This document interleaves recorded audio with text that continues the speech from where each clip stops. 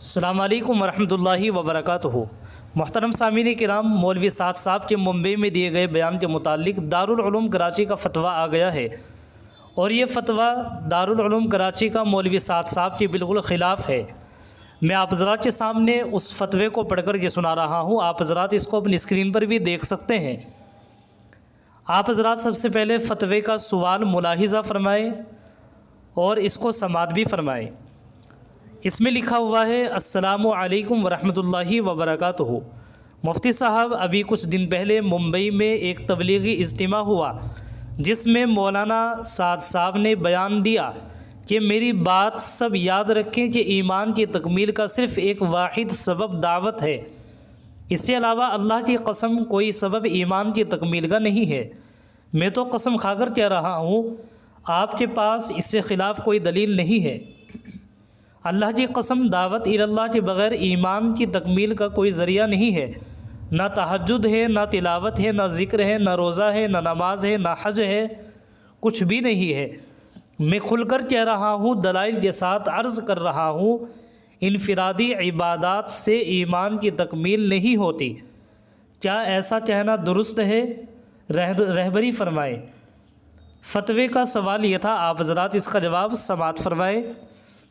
اس میں لکھا ہوا ہے، سوال میں مذکور تفصیل سے معلوم ہوتا ہے کہ مذکور صاحب نے تبلیغی اجتماع میں جس دعوت کا ذکر فرمایا ہے اس سے مراد مروجہ دعوت و تبلیغ ہے، جبکہ ان کی مذکور باتیں نہ صرف انتہائی غیر محتاط ہیں بلکہ قرآن و حدیث کی کئی نصوص سے بھی متصادم ہے، کیونکہ تکمیل ایمان کا واحد سبب صرف دعوت کو قرار دینا اور اس سے بغیر ایمان کی تکمیل کی نفی کرنا۔ قرآن و حدیث میں مذکور بہت سی ایسی باتوں کا انکار لازم آ رہا ہے جن کو صریح نصوص میں کمال ایمان کا سبب اور ذریعہ بتایا گیا۔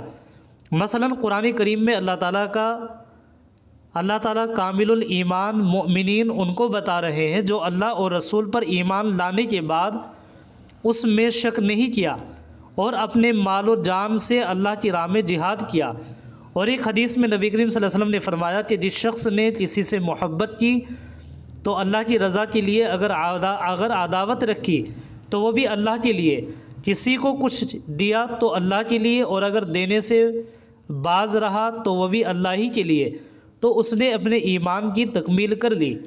بہرحال یہ صرف بطور نمونہ ذکر کیا گیا ہے، ورنہ بے شمار نصوص موجود ہیں جن سے مذکور باتیں متصادم ہیں۔ اس لیے اگر واقعتاً کوئی شخص ایسی بات کرتا ہے یا کسی نے کہا ہے یا کیا ہے تو اس پر لازم ہے ایسی باتوں سے مکمل اجتناب کرے۔ اس کے بعد عربی عبارتیں ہیں بہت ساری، وہ نہ پڑھ کر کے میں آپ حضرات کے سامنے آگے پڑھتا ہوں، جس میں لکھا ہوا ہے۔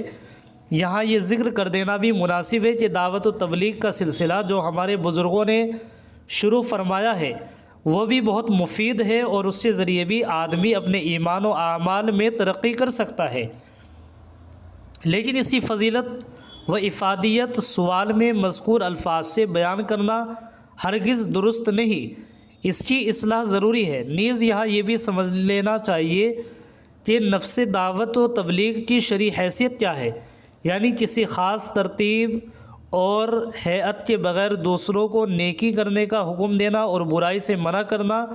تو اس سلسلے میں عرض یہ ہے کہ نفس تبلیغ کے مختلف درجات ہیں، بعض صورتوں میں فرض ہے اور بعض صورتوں میں نہیں۔ جن صورتوں میں تبلیغ فرض ہے ان میں سے بعض صورتوں میں فرض عین ہے، مثلا اپنے اہل و عیال اور ماتحتوں کو اپنی اپنی طاقت و قدرت کے مطابق تبلیغ کرنا فرض عین ہے، جیسا کہ اللہ تعالیٰ نے فرمایا: یا ایھا الذین آمنوا انفسکم واہلیکم نارا قوا انفسکم واہلیکم نارا۔ ترجمہ: اے ایمان والوں، اپنے آپ کو اور اپنے اہل عیال کو جہنم کی آگ سے بچاؤ۔ اور حضرت صلی اللہ علیہ وسلم نے فرمایا، جس میں لکھا ہوا ہے کہ خبردار تم سب نگہبان ہو اور تم سب سے اپنی اپنی نگہبانی کے بارے میں سوال کیا جائے گا۔ اور بعض صورتوں میں فرض کفایہ ہے، جیسا کہ قرآن کریم کی آیت ہے: وَلْتَكُن مِّنكُمْ أُمَّةٌ يَدْعُونَ إِلَى الْخَيْرِ وَيَأْمُرُونَ بِالْمَعْرُوفِ وَيَنْهَوْنَ عَنِ الْمُنكَرِ وَأُولَٰئِكَ هُمُ الْمُفْلِحُونَ۔ ترجمہ: اور چاہیے کہ تم میں سے ایک ایسی امت یعنی جماعت ہو جو خیر کی طرف بلائے اور نیکی کا حکم دے اور برائی سے روکے، اور وہی لوگ فلاح پانے والے ہیں۔ لیکن تبلیغی جماعت کی مروجہ شکل میں دعوت و تبلیغ کا کام کرنا، جس میں ایک خاص ترتیب ہے، ترتیب سے دعوت و تبلیغ کا کام ہوتا ہے جو معروف ہے، تو یہ طریقہ بعد کے نیک و صالح اور مخلص علماء کرام نے وضع کیا ہے، جو بلا شبہ امت کے لیے زمانے کے حالات کے لحاظ سے نہایت مفید اور نافع ہے۔ لیکن اس شکل میں تبلیغ نہ فرض ہے اور نہ واجب ہے اور نہ سنت اور مستحب ہے، بلکہ زیادہ سے زیادہ مباح ہے۔ یعنی اس خاص اور معروف ترتیب کے ساتھ تبلیغ کے ثواب میں اضافے کا اعتقاد رکھنا درست نہیں کہ اگر ایک آدمی اپنے طور پر دعوت و تبلیغ کا کام کرتا ہے اور دوسرا آدمی اس خاص ترتیب میں جڑا ہوا ہے، تو یہ نہیں کہا جا سکتا کہ دوسرے آدمی کو خاص ترتیب میں جڑے رہنے کی وجہ سے تبلیغ کا ثواب زیادہ ملتا ہے اور پہلے شخص کو اس خاص ترتیب کی مخالفت کی وجہ سے کم ثواب ملتا ہے۔ اسی لیے ہر آدمی کے لیے تبلیغ جماعت میں وقت لگانا نہ فرض ہے نہ واجب ہے۔ واللہ تعالی عالم بالصواب۔ آپ حضرات اسکرین پر دیکھ سکتے ہیں مفتیان کرام کی مہر بھی لگی ہوئی ہے اور کافی مفتیان کرام کے دستخط بھی ہیں، اور یہ فتویٰ دارالعلوم کراچی سے شائع ہوا ہے۔ آپ حضرات اس ویڈیو کو زیادہ سے زیادہ شیئر بھی کر دیجیے گا۔ السلام علیکم ورحمۃ اللہ وبرکاتہ۔